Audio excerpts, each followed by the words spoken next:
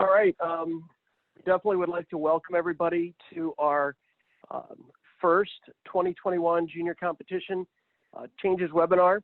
As part of our goals for our junior competition committee for the year 2020, it was to create educational pieces for the new schedule that is coming. And this is one of the products that we have developed as a committee. The people that are on this call that will also be talking are going to be Paul McDonald, who is a member of our junior comp committee, as well as he's the junior team lead. Not to mention, his subcommittee is the educational subcommittee for the junior competition committee. So his team has been very instrumental in helping us put this together, as well as the infamous Chad Doctor, who is the chief operating officer for community tennis of the Midwest section. So before we get into the actual changes for 2021, we kind of want to step back. Obviously, we all know about the COVID-19 situation that we've been dealing with on all levels, but especially junior tennis. And we're going to have Chad kind of give us an update on the COVID situation for the Midwest section. Thanks, everyone. Thanks, Mark. Appreciate that. Just before I get into that, if anybody has any questions, please type that into the Q&A as we're going along. We'll try to cover all the questions towards the end so we've got a lot of information to go over tonight, but we also want to, cover some questions as well. So going into the COVID-19 update, obviously this year has been a really difficult summer and fall for junior tennis and overall tennis. So the committee laid out a number of goals during this time and have had to pivot on a number of situations. But the number one thing was to follow all government mandates and to provide safe events for our players, parents, coaches, officials, tournament directors, all involved. So the key was to take measures to make sure if we were going to be able to put on events that they would be able to be safe. So we canceled around 500 or so events that have happened starting in March. And we have now started to host a number of events as well. So I just wanted to cover a couple things. One is the Midwest Closed Championships in June were postponed and moved because we already had dates available or set aside in November. So that event is coming up November 7th through the 9th. That'll be a 64 draw, and that'll be for Midwest section level 1 points for this year. So that is coming up. In 2 weekends, we also have a Midwest level 3. So over the last couple months, obviously with high school tennis going on and other events, we've been able to put together as much as we possibly can. The other thing through all of this is all of the national tournaments have been canceled. So that's another area that we've gotten a lot of questions on, and that's something that we're working with the national staff and committee to try to provide opportunities at a higher level. So going forward in November, December, you're going to see that they have given us an extra level 3 and an extra level 4, which at the national level 3 and 4 level, which is Midwest level 1 and 2 this year. So we're going to be utilizing some of our existing events and giving them higher level points to give more opportunities for our players looking to increase their points at the higher levels. So, and obviously as this begins to hopefully get better, just never know, we're taking it one step at a time. We've been working with the state of Illinois with their mandates and making sure that we can provide safe events there. In Wisconsin, we have mandates of wearing masks indoors. We're working on that situation. So you've probably seen a number of our events over the last month or two, and then also going forward at the Midwest levels 1 through 3, moved away from those states to try to make sure that we can provide safe opportunities and be able to still have events that go on. So Paul and Mark, anything else you'd like to add to that?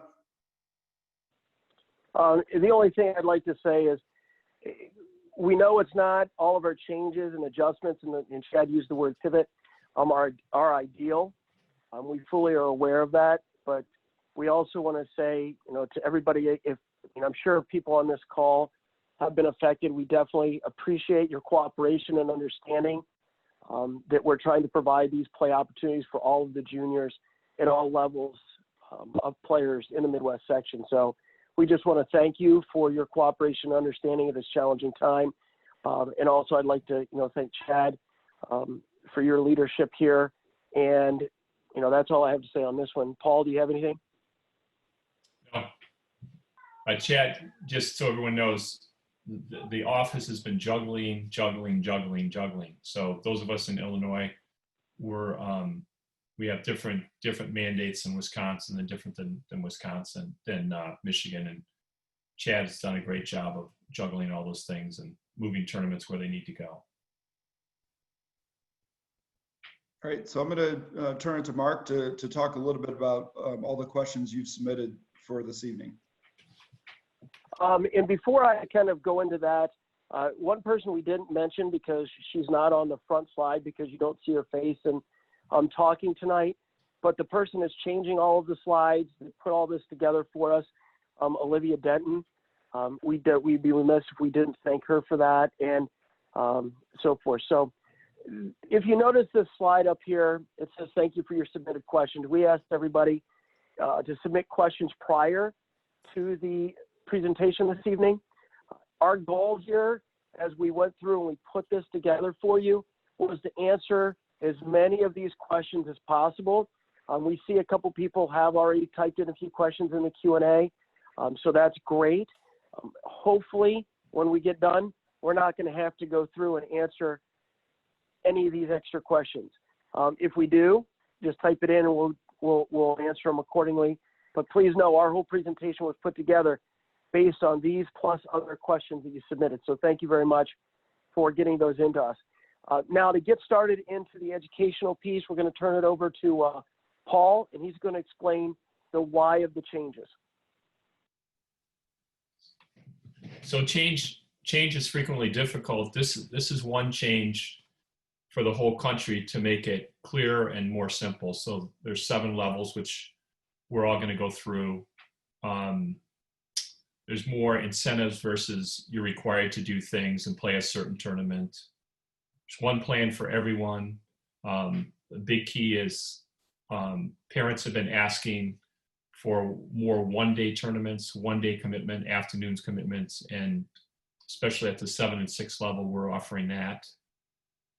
And if any of you live around the edges of our section, if you live in Cincinnati, you can go to Louisville and play a local, and it counts for your ranking.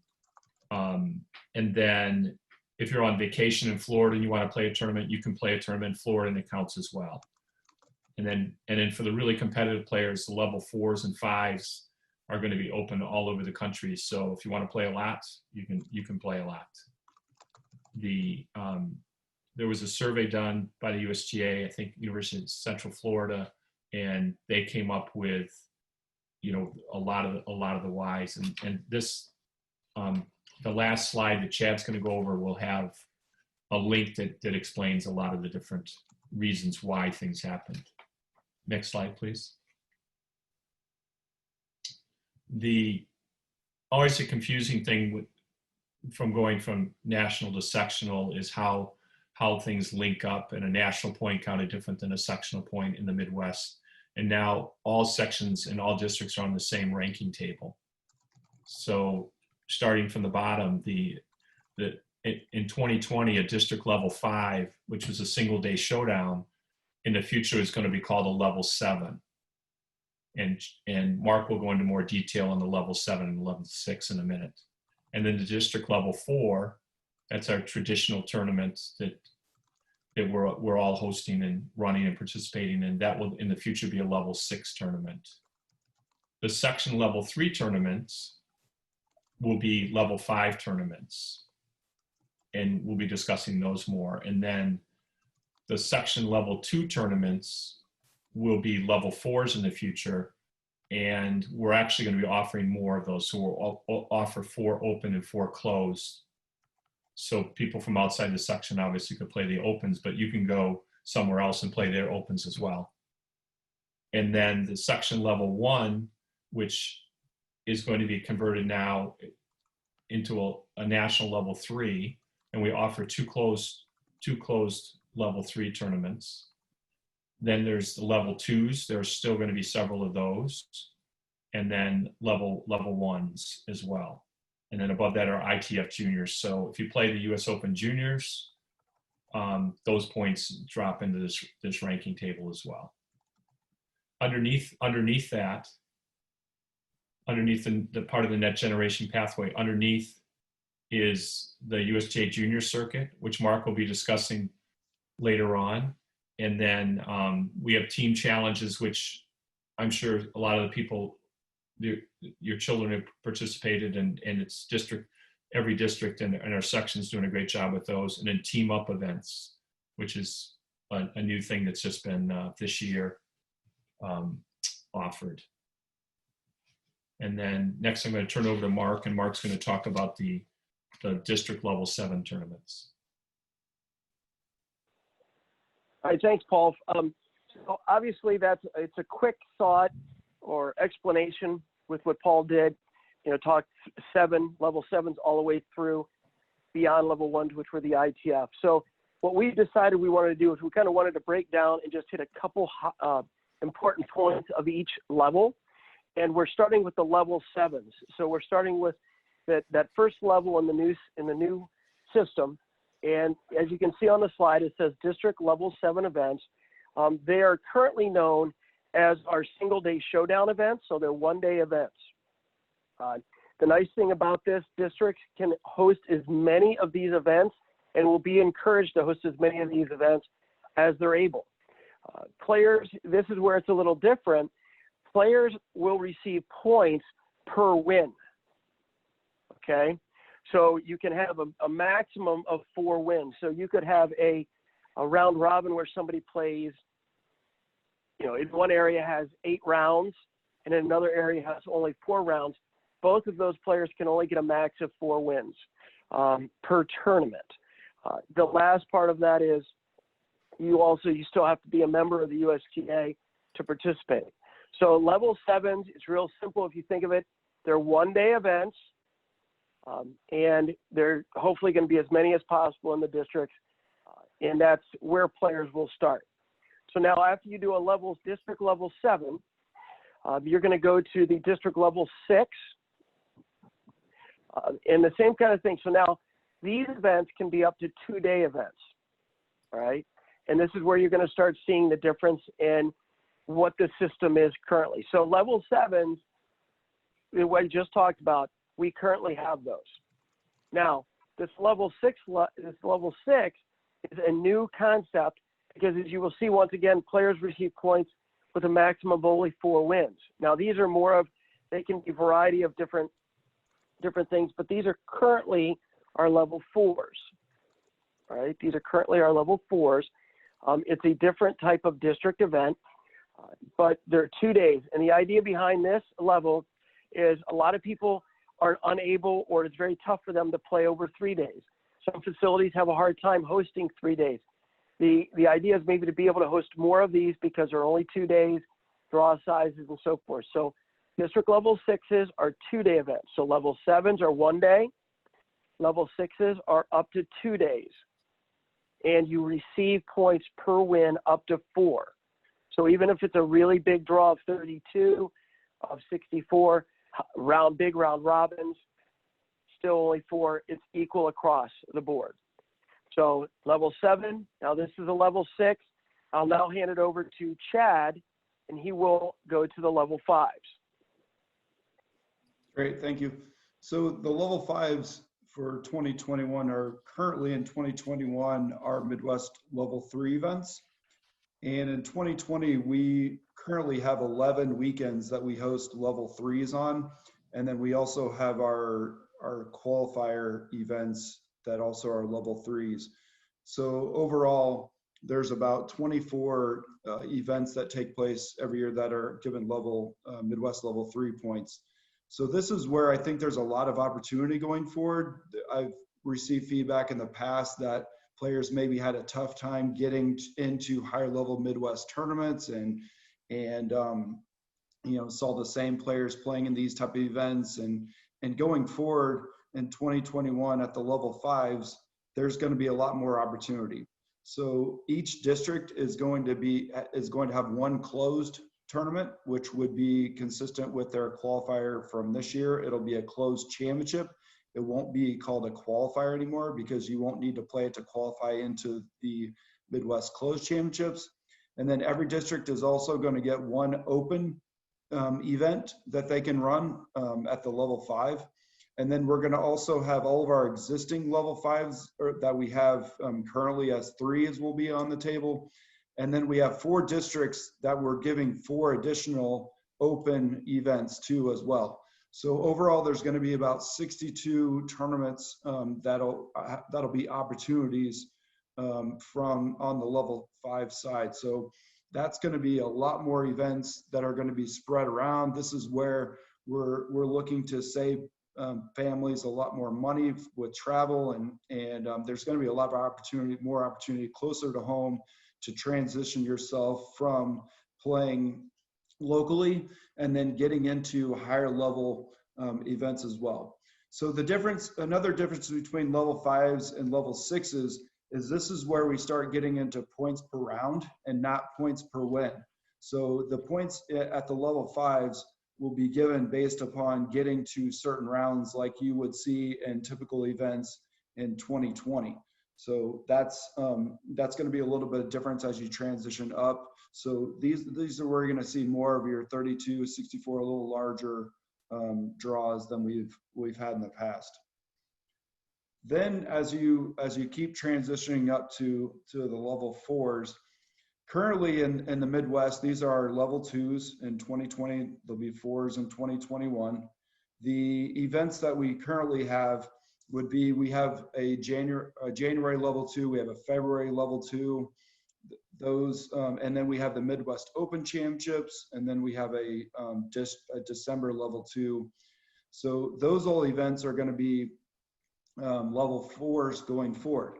And this is also a really, so with that, there's going to be additional opportunities at the level 4s going forward for next year, and they're going to be divided up into 2 different categories. So one being 4 open championships, and then we're going to have 4 closed championships. And the 4 open obviously means that anybody in the country can play or can sign up for those events. And the 4 closed championships are only closed to players that reside within the Midwest section. So one of the new, and Paul will probably go into more of this when we talk about rankings, but one of the new changes in the new system is that there's a lot of elimination of borders. So when you're looking for events, and let's just say you live maybe in Cleveland, Ohio, or live down in Evansville, Indiana, or live up close in Wisconsin, your geography and where you live is going to be, you're going to be looking at different other options for events possibly. So players that live in Southern Indiana or Cincinnati might go and play in Kentucky and look for a level 4 open championship there that they might be able to get into and get the same amount of points as they would play if they played in the Midwest. Or maybe in Cleveland, you're going to go look at Pittsburgh or some other opportunities. So once again, another opportunity to try to save families travel time, work time, school time, trying to create a new opportunity or a new landscape for players to think about a different schedule than they maybe have played in the past. The other thing I would call out is we're going to continue on with our team championships as well. That's where every district has a team and competes against the other districts. It's a really fun event, so we're going to be able to keep that going forward. And then as we transition from our level 4s, we're going to keep working our way up to the national level 3s. And I'm going to turn it over to Paul. Thanks, Chad. The national level 3 tournaments there's a lot of flexible formats with these, and the national USTA will continue to sanction the majority of these. However, each section will have two closed tournaments. So the currently our Midwest closed tournaments, those currently that they're the level 1s, those will be converted into level 3s, and we'll host those the plan is July, and January of each year. The level threes nationally take place in a lot of different months, and this year, the one in January and the one in July, those were canceled, which didn't really, the July one didn't matter because of the pandemic. Moving on to the level twos, they'll stay the same as they currently are in 2020. And the difference is there's 4 of those. The difference is that there will also be, the sections are going to have a cross-sectional team event. And we've done those unofficially, it's like kind of RTCs playing together. But these Chad and Mark and the committee are working on playing against a couple of other sections. So this will be a really fun team event for everybody to play. Let's go ahead over to the level ones. Next slide.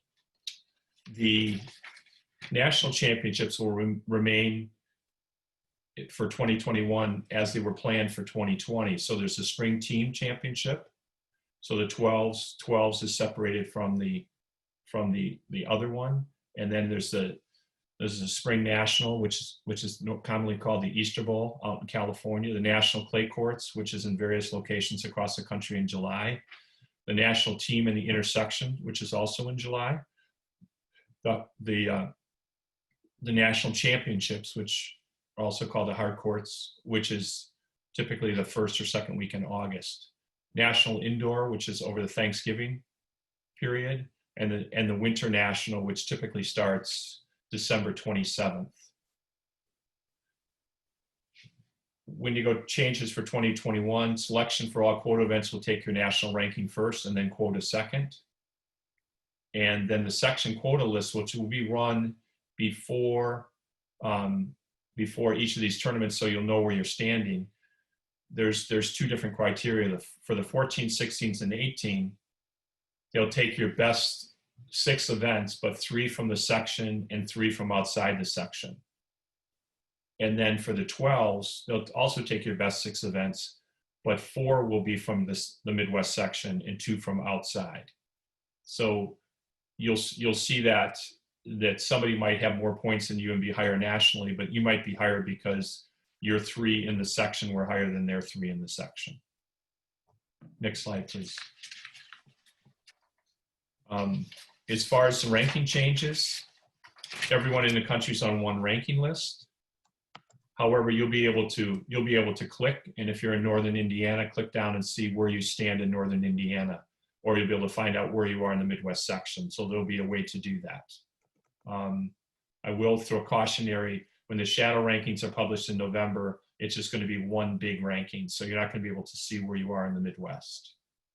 Singles and doubles results are combined into one ranking, which is currently is as well. And as it is currently, 15% of your best 6 doubles results will be added to your singles points. So the Midwest is making a concerted effort to add more doubles events for next year, so that everybody gets the opportunity to maximize their 15%. And as it currently is, 20% of your results in the current age division will automatically count up into the next age division. Next slide, please. As I mentioned before, quota lists will be run periodically, and they'll be used for such selection into the national championship. And as it says again, it's 3 and 3 for 14s and 18s, 3 inside your section, 3 outside. And for the 12s, 4 inside your section and 2 outside.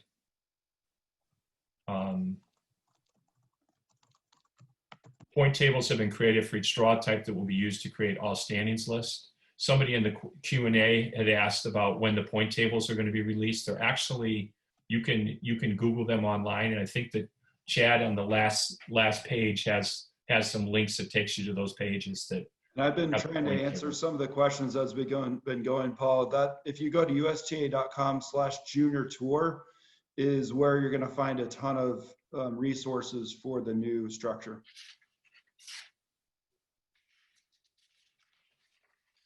Now we're going to turn over to Mark, who's going to talk about the next segment.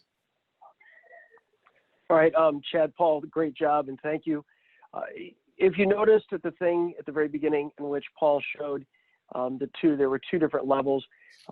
I also want to make note that this year we have 10s through 18s on that ranking level. Starting in 2021, 10s will not be on that level 7 through 1. Okay, that is a change. The 10s are going to go into this USTA Junior Circuit. It's an unranked, it's a ratings type circuit. For the 10 and unders, what is the similar? We've had a lot of people asking us because we do realize and recognize this is going to be a challenge at some levels. And we talked the other day, we will probably have a presentation similar to this on 10 and unders only. So there can be a straight focus because there's a lot of questions that are out there. But some things that we want everybody to understand that are similar, you've got the trophies and stars. So if you're playing 10 under tennis right now, you know how the trophies and stars work. What will be new? You're going to have evaluations. You're going to have an activity tracker. There's going to be a parent education piece to all of this. And that is how people will be moving up and so forth. What's new in this unranked? It's 12s through 18s. Okay. So that's important. The idea is to create level-based play. I know in a lot of areas, and I've heard from a lot of coaches, you have that JV type level player, and they're forced to play into the higher tournaments, the only type of tournament, versus playing against players of their own level and having a better experience. So what's new is this circuit creates the opportunity for players to play against other people of their own level, which would be positive for their development and a positive experience. There's different types of events. There's going to be round robins. There's something called a team challenge. There's team up. It's basically junior team tennis is what that'll end up being. But the idea is, once again, is we want to create a safe place for these kids that are newer into the game or just starting to compete, maybe don't have any interest in playing, level 2s and 3s and even 4s now in 2021. It gives them a place to play, as well as gives somebody a nice transition that gets into the competition, can start learning, and then transition up into the junior circuit itself.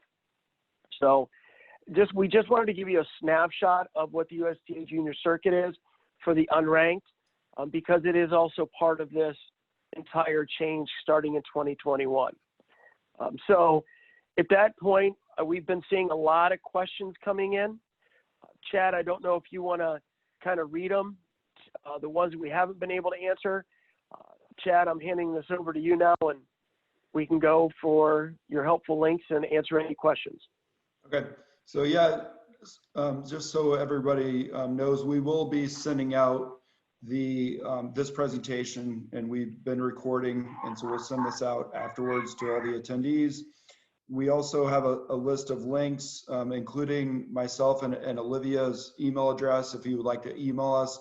We also have an email if you would like to send in any sort of feedback or have other questions, and you can go to jrturney@midwest.usta.com is another way to reach us. You can also find all of our COVID-19 updates we've been posting as events have been, if there's been any cancellations or any changes. You can also, if you go to the tournament homepages, we've been having all the tournament directors put on their COVID-19 protocols and safety standards within those events. And then we have a newsletter that we produce every month. Our marketing team and they put together a really nice an education document that's sent out. You can sign up to receive that. And then also I mentioned that USTA.com/junior tour website that Nationals put together with all the junior changes. And then we also have a really nice Midwest elevated schedule that we've been updating as we've been moving events. And also you can see through the rest of the year what events we have available there too. So the one question, let me pull up the question and answer and start going through. Some of these I have been answering as we go through. typing it back into the Q&A box. What if you can't travel to play outside your section? Are you going to be penalized on your ranking points since 3 tournaments will from your section and 3 from outside? Paul, do you want to tackle that? Or would you like me to? Go ahead. Okay, so everybody right now on or going forward as well, and currently you get your best 6 events is what is calculated into the standings list, and also will be into the quotas as well. If you played more than 3 events in your section, those events will count up until the maximum of 6. If you played in more than 3 events outside of our section, then only 3 are going to count. And that's for the 14s, 16s, and 18s. For the 12s, it's only 2 events outside the section are going to count and 4 in the section. And part of that is to try to really reward players for staying in the section and not feeling like you have to travel around the country to get points.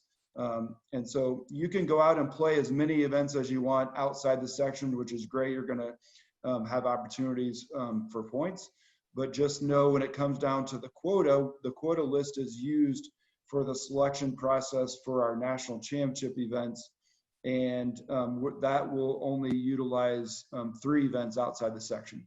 So hopefully that helps answer that. Paul, anything else to add on that?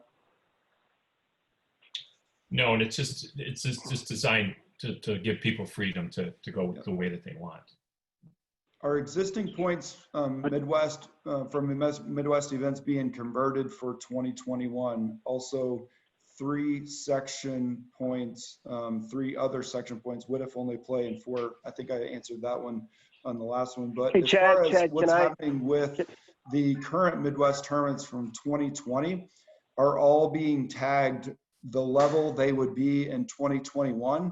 And USTA National is creating what they're calling shadow rankings, so that in November, when they publish a shadow rankings, it's going to give you a better idea of what the rankings will look like in 2021, where you stand if you would have played in the 2021 structure in 2020.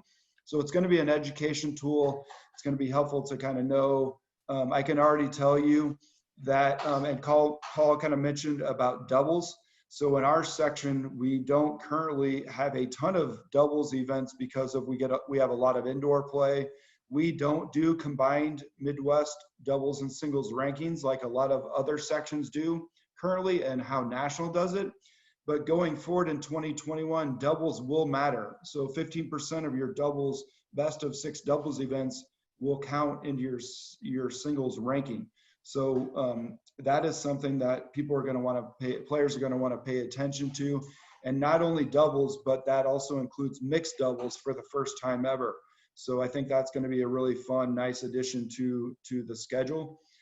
You possibly could see some standalone doubles events that people might be hosting to give more opportunities, but definitely wanted to point that out. Just a couple things too to add on. First, go back to about the number of tournaments and playing in section, out of section.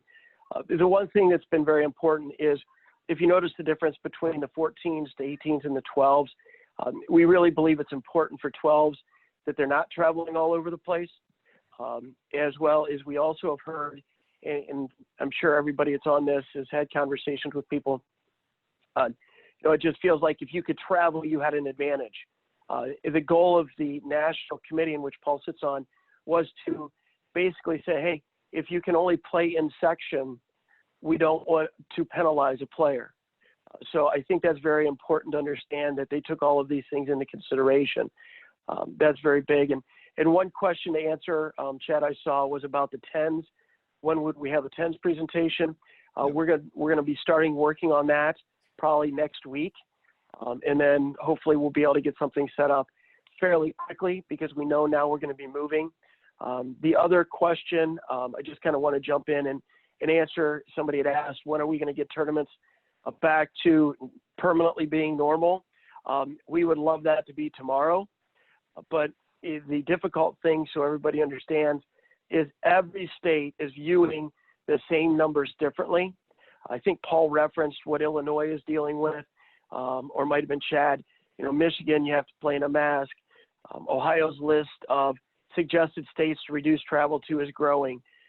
So we're constantly having to pivot, and we're, you know, the key is we're trying to do our best to get them, but I think it would be safe to say what we know is normal, you're going to struggle to see that probably through the end of this year. So once again, I just like to stress, we appreciate all your cooperation and understanding during this, because there's nothing more than we would like as a committee. And I know Chad and Olivia's staff would like to get to where things are back to quote unquote normal again. Yep, very good, Mark. The other thing another thing I want to touch on that's going to be new coming forward in the next couple months is for 2021 in this new junior tournament structure, we're going to have a new registration platform called Serve Tennis.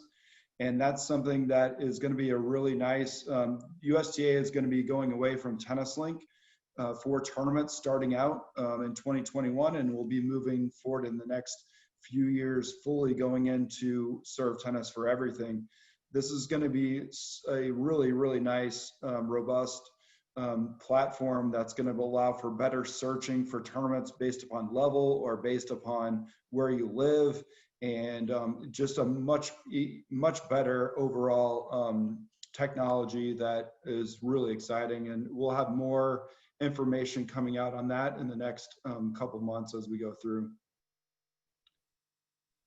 Okay, so what if you play 6 in your section and 6 in another section? Which will be selected as the 6? Do you take the 6 best if they're all from the Midwest, or still only 3? So it definitely will be your best 6 no matter where they are. It would take your 3 best from another section if they were better than the ones you played in the Midwest. So in the end, you definitely, if you're going to leave the section, you're going to want to make sure you get the points to a level to where they're going to count. But I mean, obviously that goes for any tournament that you play. You want to make sure that you're picking the levels that you're going to that fits your level, and then also fits what you're looking for from your family travel wise, and where you're at with your game, and working with your coach on a game plan. Yes, we will be emailing the links out to everyone, so you'll definitely get all this information. The reason why we don't have doubles at the Midwest closed is overall we wanted to try to maximize the singles draw and make that a 64 draw.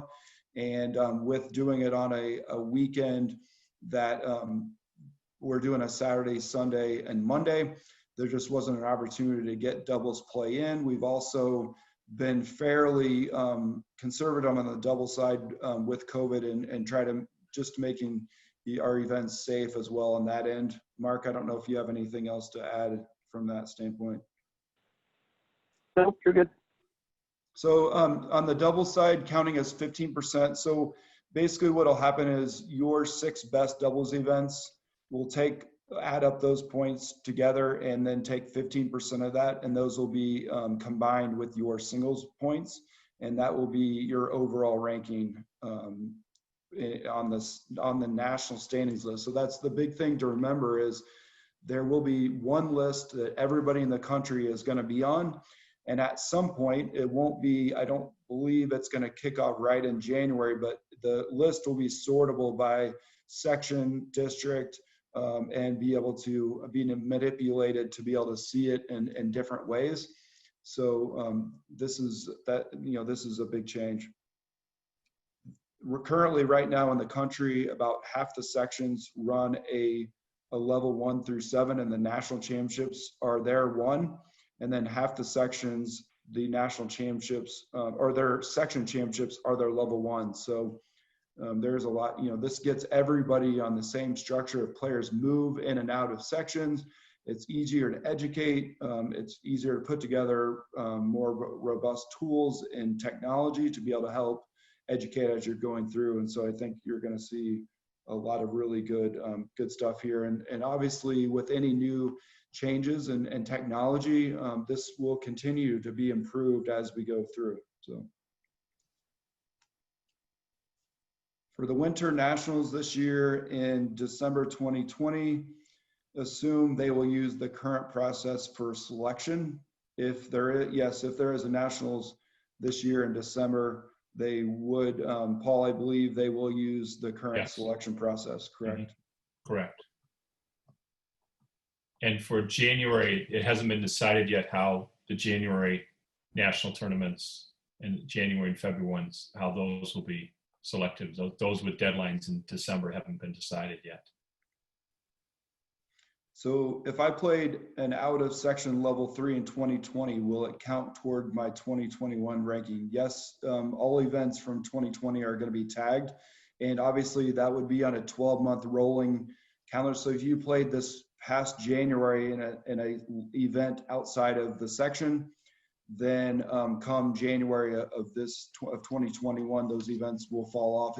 If we use a 12-month, currently, National is utilizing more than 12 months in their standings to have more events in there. So that is to be determined based on COVID and how that plays out. But yes, currently, just for an example, if you lived in the Midwest and you went and played a Southern tournament, then we use those results in our current Midwest standings, but you're given level 4 points. If you're from Southern and go to Midwest, Southern does not give you any points that you played in a Midwest tournament. They don't convert or count events played out of their section. So that is going forward in 2021, every event in the country, if it's the same level, will be given the same amount of points. When will 2021, go ahead, Mark. Yep. Just a couple. There was one. It was in the chat box concerning level 7 events and asking what basic level those events are for. Technically, anybody can enter them, but that is not what it's designed for. Currently under the system, and you guys, when the point tables come out, will see that when you're playing a level 7, the percentage of points, I think, Paul, correct me if I'm wrong, is like 1% of the top end points for a level 7. And that, once again, is per win. So if you have somebody that's a UTR of 4 or 5, 6, 6 or higher for sure, probably would not be looking at those events. But there's, at the current time, there's nothing to keep those players out of those events. Just to let everybody know, the level 7 event is for those players transitioning up into the ranking space. So I just want to make sure to address that one. Yep. And what you're probably going to see going forward is, possibly because you only get a maximum of 4 wins within a level 6 or a level 7, you might see some limited draws of 16, or they might take 16 players. And then if you get more than that, you split into another draw. And on the level 7s, the selection process is from the bottom up. So the player with the least amount of points has the best chance of getting in, comparable to our other events.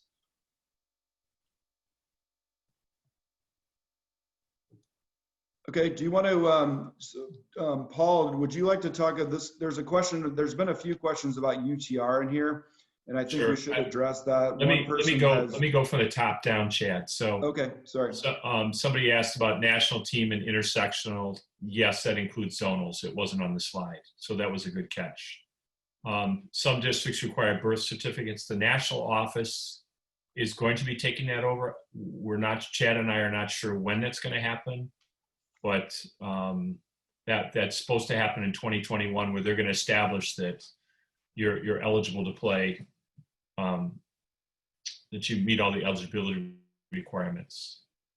Correct. There's a question, some level 3s for 2020 are using UTR, and will this continue? The way the Midwest section has a lot of tournaments set up, we're using ratings. So the world tennis number, when it becomes available, we can substitute one for the other once it's been proven.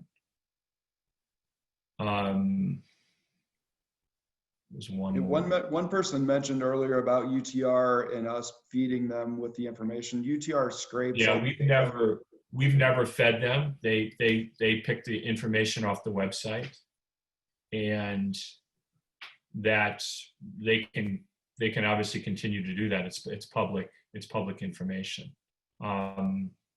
They might, depending how the USTA sets it up, it might be easier to scrape the data or less easy. Originally, they had college students in the office at UTR manually looking at every draw and doing it. Somebody said, is the role of UTR similar in 20 as it is World Tennis Number? So the plan is that the World Tennis Number syncs into the new Tennis Smart software. So for tournament directors, they can run complicated formats and dominant duos and team events, and they can press a button and do it, where now they're doing it manually. Or I should say, in the Midwest case, the Midwest office is doing it. Yeah, I wanted to touch on that. I think I'm glad you brought up team events, because I do foresee with this new technology coming forward next year, us being able to offer a lot more team opportunities. And Mark runs, if you haven't played in his national dominant duo 2-man twos event, those are tremendous, really fun tournaments that, getting players playing with their friends and competing and everything with singles and doubles. Will Midwest players be playing catch up to other sections once this starts in 2021 due to limited doubles opportunities? I think we're more concerned with, will Midwest players have to play catch up because we've been shut down for so many months. And this is not just our section. So if you're in the Eastern section, I think they just started playing. And same thing with New England. So they were hit with the pandemic harder than us. And we don't know whether Florida is going to be able to compete for the rest of the year. So this is ongoing. The section is just trying to provide competition where it's safe. And as Mark alluded to, just we need to follow the state guidelines.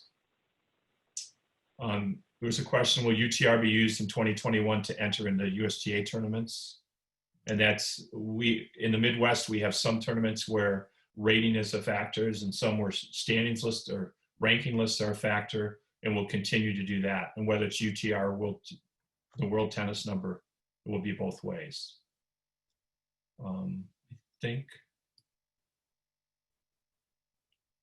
Have birthdays during a month of an event been considered to not count that month to have play the older age groups? Why not the month after their birthdays? They have to play their age. It is very hard on summer birthdays. Anything on that, Paul?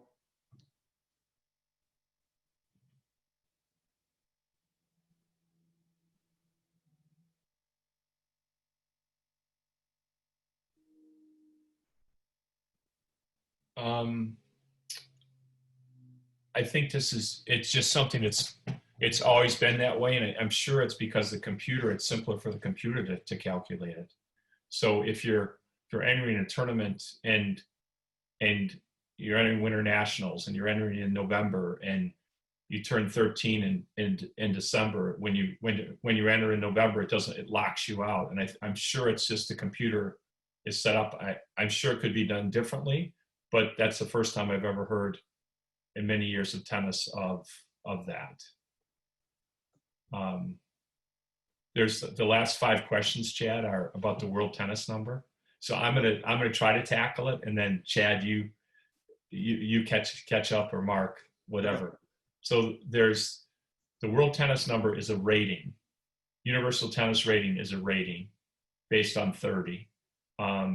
There's the NTRP, which is also a rating, and ratings have proven to be very accurate in comparing players and levels. And there's algorithms for the number of games. I obviously not a mathematician. I don't know the algorithms. I will say that Chad was part of a national group that did a huge study, Chad, 3 years ago, comparing NTRP and UTR. Was it 3 years ago? Yeah, probably longer now. And it was pretty much a wash. And in Chicago, we were using UTR to seed for the tournaments, that our district championships in 2019. and out of 16 players, it showed the UTR and the NTRP right next to each other. Out of 16 players, there'd be like maybe the number 5th seed moved down to the 7th, and the 7th moved up to 6th, and 6 moves up. There's very little displacement. There was never more displacement than 3 or 4, and that's out of the, I think I ran three of the events. So out of three groups of players, boys 12s, girls 14s, boys 14s, there was very, very few displacement. And we only had, believe one player moved. He kept moving in and out because UTR changes, they put the results in just haphazardly. So just a little more about the world tennis number that's being developed from the International Tennis Federation. So the ITF is the group that's putting this rating system together and working with a number of countries on developing that algorithm in the system. They're currently piloting and working with, I think, around 10 countries, and we'll be working with the US come the beginning of next year. And that system will start to become, pretty, I think it's going to be really a nice tool for us. And so, but it's still yet to be seen, and we'll know more in 2021 on that end. And I just would like that. I think it's important when you're talking about ratings and so forth. The key is they're tools to help make things easier to understand, check, level play based. So I think that's the key word that Chad just said there is it's a good tool. So the level 7s and 6 draws, the level 7 selections will be from the bottom up. So if it's a limited draw of 16, then they'll sort the players based upon whoever has the least amount of points will get in first. So yes, that will continue. How is NTRP used in junior tournaments? We really haven't used NTRP at all for junior tournaments. We currently use it for our junior team tennis program, but I don't believe there have been maybe a few level 5s, which will be level 7s, that have maybe used some NTRP to group players. But I think for the most part, it hasn't been used much at all. And then, let's see. One, I can hop in, Chad. That There's a question asking how the accuracy of the system is going to be based on the cancellation of national events. I think that's a fantastic question. I think you would have that question be asked by anybody that's playing junior tennis right now. But that's also what Paul's committee is tackling every week concerning the national events. So going into 2021, I think everybody realizes there is going to be some challenges, and that will be one of them. But know that the national committee is working on that right now to try to make it as fair as possible moving into 2021. Yep, and will all points from this year roll over into 2021? Yes, they will. So it won't start over. It's still a 12-month rolling calendar. We're just going to utilize this year's results and convert them to the 2021 system. I think we have a number. Have you guys been following the chat as well? I think we've got a number of items there too.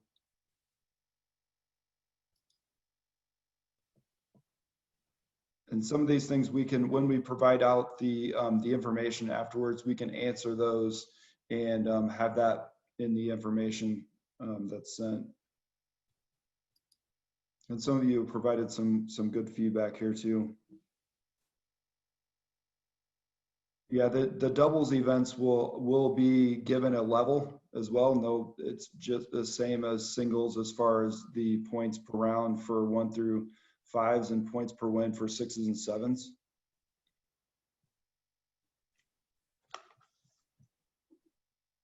And Mark, I think, and Paul, I think we want to try to keep this to an hour. Is there anything closing that we want to say or anything else that you want to try to cover?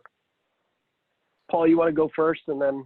Yeah, I can want wrap to it thank up. everybody for being on the call, and please contact Olivia or Chad if you do have questions, or if you have ideas for future webinars. It's very evident that we need to do, for the people that are playing 10-unders now, we need to do some education towards the end of the year, once those decisions are made. So thank you everybody for your feedback and for your interest in tennis. And I would just like to once again thank Chad, Olivia, Paul, everybody this evening. I'd also like to thank everybody that's on. And just the last thing I would like to say is our committee has a goal of making sure we're transparent, as well as we want everybody to know that we want to hear from you. We would like to hear your thoughts, your concerns. Doesn't mean that things will all get changed or so forth, but we want you to know that we want to hear from you, because we're all in this together. This is a challenging time to be trying to make this transition, and if we all can work together on this, then it's going to be the best thing. And the last thing I will say is every decision and everything we do is in the best interest of every player, parent, coach, and facility in the Midwest section. So please, once again, thank you very much. We appreciate everybody's understanding, cooperation, and we'd like to wish everybody a good evening and goodbye. Yep. Thanks everyone. Thanks Paul and Mark for all your time and efforts as volunteers and everything you do for our section. So thanks everybody for a good night, and we'll look forward to doing this again soon. Thank you, everybody.